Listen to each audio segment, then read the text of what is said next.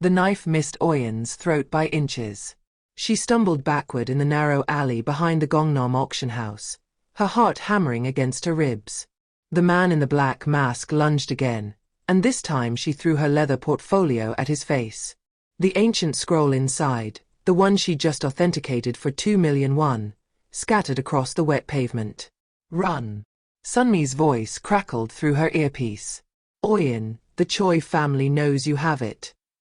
But there was nowhere to run. The alley dead-ended at a concrete wall. The masked man advanced, and Oyin pressed her back against the cold wall, her fingers scrambling for anything, a weapon, a miracle. Then someone grabbed the attacker from behind.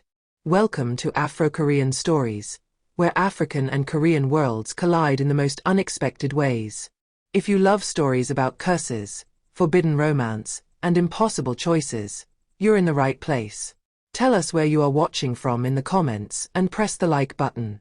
Hit that subscribe button right now because this story is about to get wild, and you won't want to miss what happens next. The movement was so fast Oyin barely saw it. One moment her attacker was raising his knife, the next he was on the ground, neck bent at an impossible angle. A man stood over the body, dressed entirely in black. When he turned to look at her, Oyin's breath caught. He was beautiful in a dangerous way. Sharp jawline, dark eyes that held secrets and violence in equal measure. "The scroll," he said in perfect English. "Give it to me." "Who are you?" Oyin's voice shook. "Min Jae Choi. And you just authenticated something that belongs to my family." He stepped closer. "You've seen too much.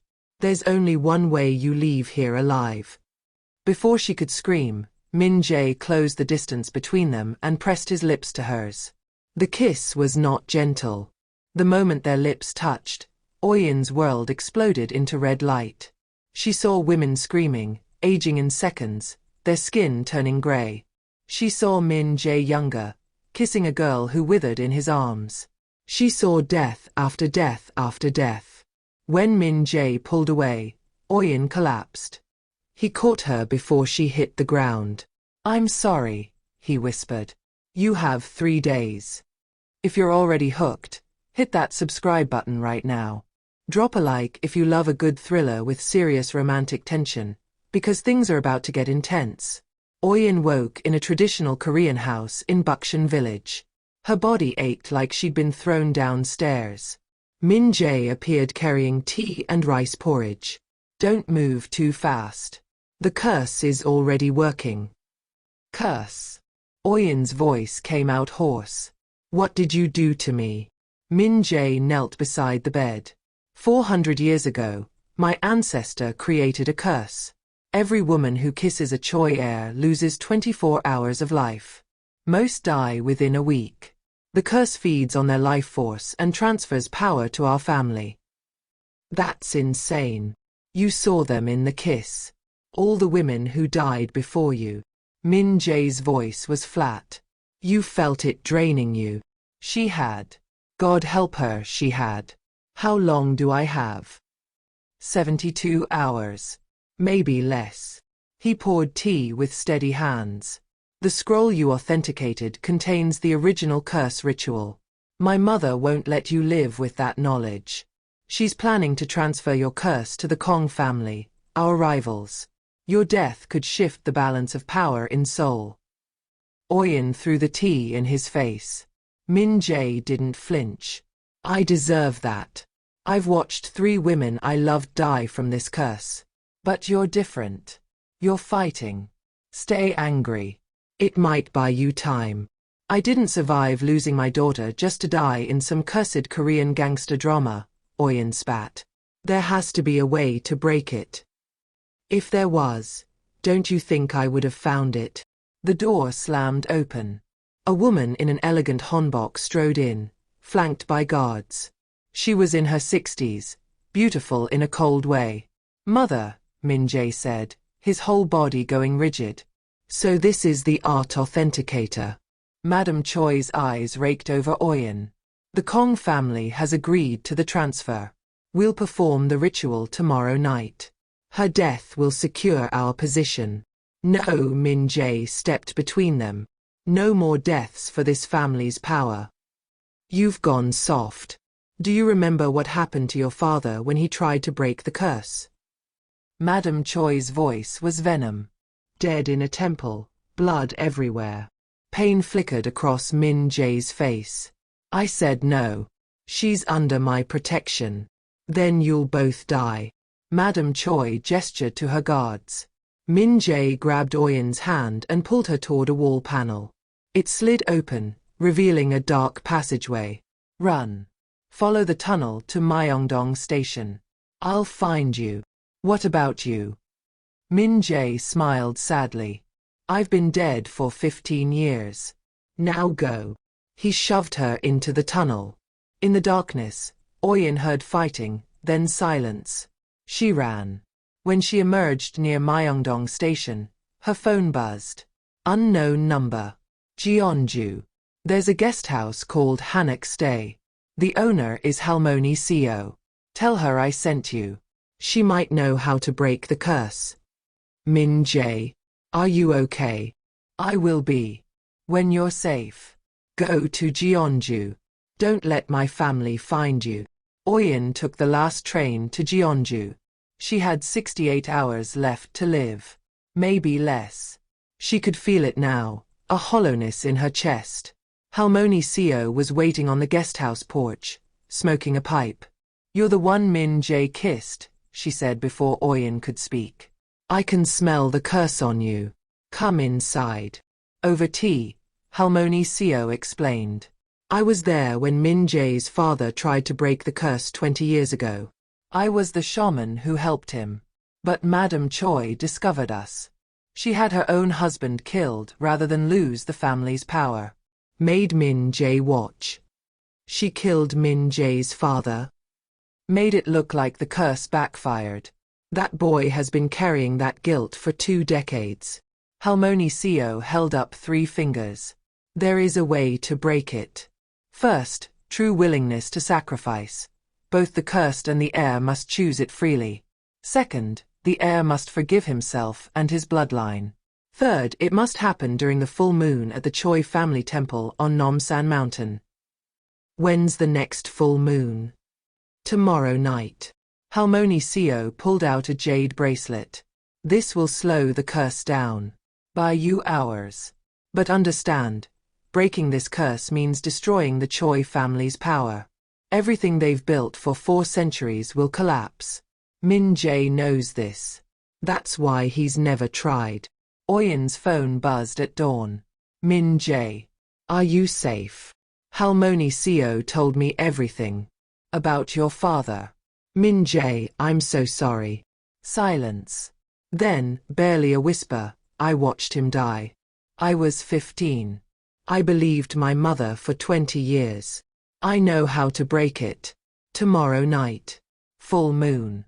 Are you willing to try? A long pause. If we do this, my family's empire ends. Everything will be exposed. We'll lose everything. You've already lost everything, Oyin said gently. You lost your father. You lost the women you loved. You lost yourself. What's left to lose? He exhaled. Shaky. Meet me at Namsan Tower tomorrow at sunset. Oyin and Halmoni Seo returned to Seoul as the sun descended. The city was golden in the autumn light. Oyin's chest felt hollow again. 48 hours had passed. She had 24 left.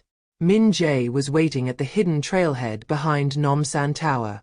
When he saw Oyin, relief flickered in his eyes. You came. Did you think I wouldn't? Oyin took his hand. My mother knows. She's coming. Then we'd better hurry, Halmoni Seo said, starting up the path. The Choi family temple was small, tucked into the mountain. The walls were covered in painted faces of women, all the victims. In the center was a stone altar, dark with old bloodstains.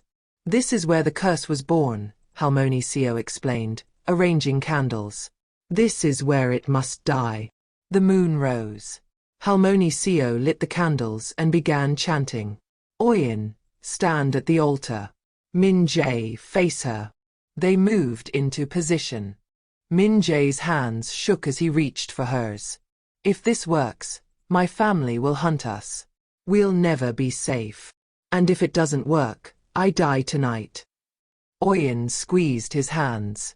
I'd rather take my chances with you. Min Jae, you must forgive, Heroine commanded. Forgive your ancestor. Forgive your father. Forgive your mother. And forgive yourself. I can't, Min Jae choked out. I can't forgive what she did. Then Oyin dies. Is that what you want? No. I'm so tired of death and duty and being trapped by blood spilled 400 years ago.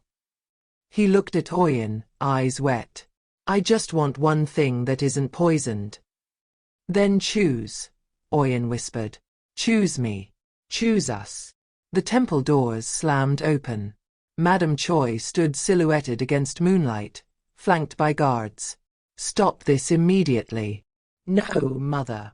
Min Jae didn't move. It ends tonight. All of it. Heroine stepped between them, suddenly looking like power itself. You killed my student 20 years ago. This time you won't stop us. She threw powder that exploded into blinding light. Now, Min Jae. Speak the words. Min Jae turned to Oyin. I forgive my blood. I forgive my name. I forgive the hatred that created this curse. I forgive my father for dying.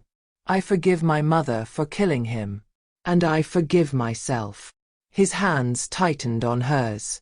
I choose you. I choose life. I choose love. He kissed her. This kiss was gentle, questioning, full of terrified hope. The temple exploded with red light. Oyin felt the curse surge, trying to drain her life. The jade bracelet shattered. Her vision blurred, her knees buckled. But Min Jae held her close. I won't let you go, he whispered against her lips. Not this time. The red light shifted to gold, then white, then exploded outward. The painted faces faded. The bloodstains crumbled to dust. Oyin gasped, her chest suddenly full. She was alive. The curse was gone. Did it work? Min Jae searched her face frantically. I'm alive, Oyin laughed, half sobbing. Min Jae, I'm alive. Behind them, Madame Choi screamed. Police sirens wailed in the distance. The curse's destruction had exposed everything, every crime, every murder the Choi family had committed. What have you done? Madame Choi shrieked. You've destroyed us. You sacrificed innocent women, Min Jae said steadily. You sacrificed my father. That empire was built on corpses, mother. I'm glad it's burning. Police burst in moments later. Heroine had called them, had given them evidence. Madame Choi was arrested, screaming about betrayal and honor. Min Jae and Oyin walked out together, hand in hand, and watched the sunrise over Seoul. 3 months later, Oyin stood in her new art gallery in Insadong, surrounded by paintings that blended Korean and Nigerian styles. She'd titled the exhibition, Breaking Curses. Min Jae walked in carrying coffee. He looked lighter these days. Younger somehow. Your mother's trial starts next week, Oyin said. I know. I'm testifying for the prosecution. Do you regret it? Losing everything. Min Jae smiled, his first real smile. I regret losing 20 years to fear. But this. He gestured around the gallery. This I don't regret. Not even for a second. He kissed her then, soft and sweet in the morning light. Just a kiss. No red light, no visions of death, no curse. Just two people who'd chosen each other over legacy. You know we're still not safe, right? Oyin said. Your cousins are still out there. We'll probably spend our lives looking over our shoulders. I know, Min Jae said. But I'd rather live dangerously with you than safely without you. Outside, Seoul moved through its morning routine. In a small gallery in Insadong, two people who should have been destroyed by history were instead building something new. Something hopeful. Something that proved even the oldest, darkest curses could be broken by people brave enough to choose love. So there you have it. Oyin and Min Jae broke a 400-year-old curse, destroyed a criminal empire, and found love in the ruins. If you made it to the end, drop a comment below letting me know where you're watching from. Hit that like button if this story kept you hooked, and subscribe because I've got more stories coming that'll twist your heart until the very last word. Thanks for watching, and remember, sometimes the most powerful magic isn't the curse itself, but the courage to break it.